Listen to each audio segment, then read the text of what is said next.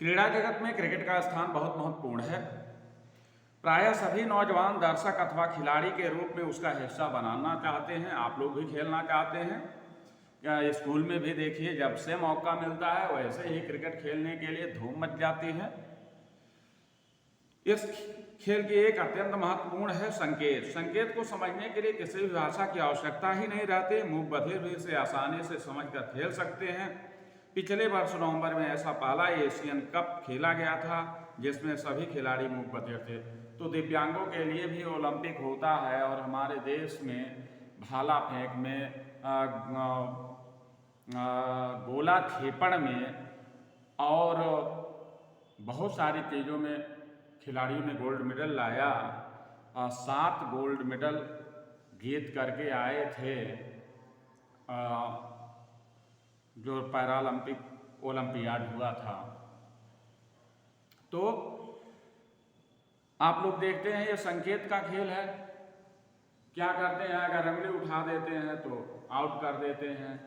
6 का 4 का सबका संकेत होता है और इससे मूक बधिर भी खेल सकते हैं।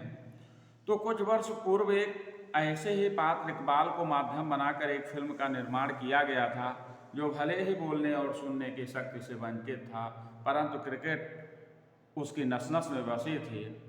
उसने अपनी असमर्थता को अपने सामर्थ्य बना लिया, अपनी असमर्थता को अपना सामर्थ्य बना लिया और एक स्थानीय प्रशिक्षक की सहायता से उसने राष्ट्रीय टीम में अपनी जगह बना ली। तो मेरे प्यारे बच्चों, यह इकबाल के बारे में है जो मूक और बधिर था, गूंगा और बहरा था, लेकिन उसके नस नस में क्रिकेट बसी थी और उसने स्थानीय प्रशिक्षक की सहायता से एक बहुत ही अच्छा स्थान क्रिकेट में बनाया, राष्ट्रीय टीम में अपनी जगह बनाई। उसी इकबाल की कहानी सुनते हैं। इकबाल का जन्म एक छोटे से गांव कोलीपाड में हुआ था। उसके पिता अनवर एक किसान थे। इकबाल जन्म से ही बोलने और सुनने की शक्ति से वंचित था। पिता की दुनिया खेती बाड़ी तक सिमटी हुई थी। उन्हें लगता था कि पुत्र इकबाल को भी खेती बाड़ी में उनका हाथ बटाना चाहिए और परिवार का बोझ ढोने में उनका साथ देना चाहिए। तो मेरे प्यारे बच्चों, सामान्य रूप से जो बच्चे किसी न किसी तरह से समर्थ होते हैं, किसी न किसी तरह से, और उनके हाथ पैर में कोई कमी होती है, उनके शरीर में कोई कमी होती है, उनको विकलांग कहा जाता था, अब दिव्यांग कहा जाता है। तो सामान्य रूप से जो स्वस्थ लोग होते हैं उनके तो भविष्य के प्रति माता पिता को चिंता होती ही है कि आगे चल कर के मेरा बच्चा क्या कर पाएगा, क्या नहीं कर पाएगा, जीवन में सफल हो पाएगा या नहीं हो पाएगा।